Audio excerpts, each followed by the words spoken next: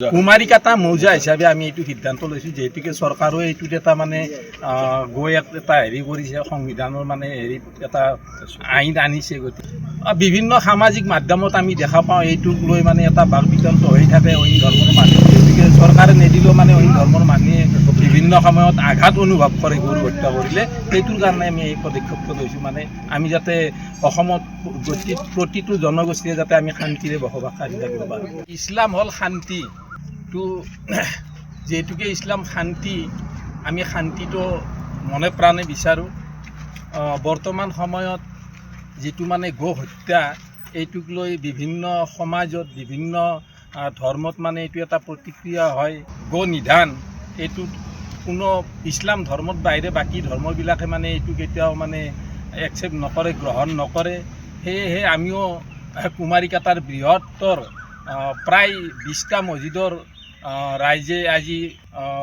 ৰাইজে সমবেত হৈ এখন সাধাৰণ সভা অনুষ্ঠিত কৰিছিল, আৰু তাৰে প্ৰস্তাৱ মৰ্মে যিহেতুকে অইন ধৰ্মৰ মনত কিছু অশান্তি হয় গো হত্যা কৰিলে, গতিকে আমি আজিৰ এই সিদ্ধান্ত, ৰাইজৰ সিদ্ধান্ত মৰ্মে, প্ৰস্তাৱ মৰ্মে আজিৰ পৰা আমি আৰু বা কুৰবানীয়ে হওক বা অইন কিবা কৰ্মতে হওক আমি কেতিয়াও আৰু গৰু নিধন নকৰোঁ।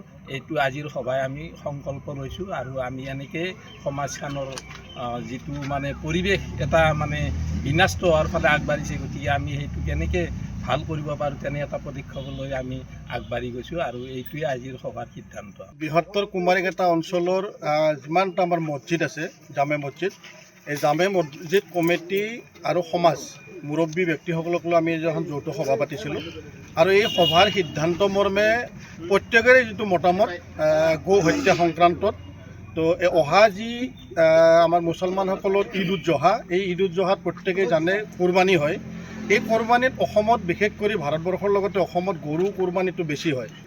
এতিয়া চৰকাৰ আৰু এই বৃহত্তৰ হিন্দু তথা সনাতনী সমাজে যিহেতু গো হত্যা নিবিচাৰে, গৌক মাতা হিচাপে জ্ঞান কৰা বুলি ইতিমধ্যে আমি জানো, শুনিছোঁ, দেখিছোঁ, আৰু সমান্তৰালভাৱে চৰকাৰেও, অসম চৰকাৰে দ্য কেটেল প্ৰিজাৰ্ভেশ্যন এক্ট নামৰ যিখন আইন আনিছে, তো এই আইনখনৰ আধাৰত 14 বছৰৰ আগৰ গৰু যিহেতু হত্যা কৰি মানে কোৰবানী দিবই নোৱাৰে বুলি কৈছে।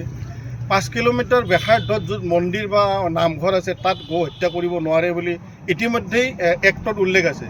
গতিকে চৰকাৰো বিচৰা নাই আৰু বৃহত্তৰ সনাতনী হিন্দু সমাজো বিচৰা নাই গো হত্যা কৰিব লাগে বুলি।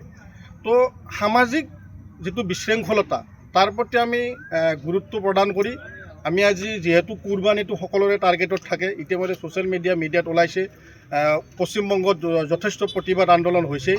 গতিকে চৰকাৰ আৰু সমাজে নিবিচৰা কাম আমিও কৰিব খোজা নাই। হয়, আমি কোৰবানীত গৰু কোৰবানী দি আহিছিলোঁ, কিন্তু সামাজিক শান্তিৰ স্বাৰ্থত সকলো জাতি জনগোষ্ঠীয়ে, যিহেতু মুছলমানক বাদ দি অইন জনগোষ্ঠীয়ে নিবিচাৰে, গতিকে শান্তিৰ স্বাৰ্থত বৃহত্তৰ অঞ্চলৰ সকলো জাতি জনগোষ্ঠীয়ে যিহেতু আমি একেলগে মিলা প্ৰীতিত থাকোঁ, সকলোৱে যাতে একেলগে আমি চলি যাব পাৰোঁ, যিহেতু টাৰ্গেটটো গৰু আৰু কোৰবানীৰ ক্ষেত্ৰতো গৰুটোকে টাৰ্গেট কৰা হয়। গতিকে আমি এইবাৰ উমৈহতীয়া হিচাপে এই কুমাৰিকাটা অঞ্চলৰ প্ৰতিটো মুছলমান এৰিয়াৰ মুৰব্বীসকলক লগত লৈ আমি যিখন সভা পাতিলোঁ, এই সভাত আমাৰ ফাইনেল সিদ্ধান্ত হৈছে যে অহা কোৰবানী ঈদত আমি গৰু কোৰবানী নকৰোঁ, আৰু গৰুৰ পৰিৱৰ্তে যি জানোৱাৰ আমি বিধিগতভাৱে ইছলামিক নীতি নিয়মৰ মাজেৰে দিব পৰা যায়, সেই জন্তু আমি এইবাৰ কোৰবানী কৰিম।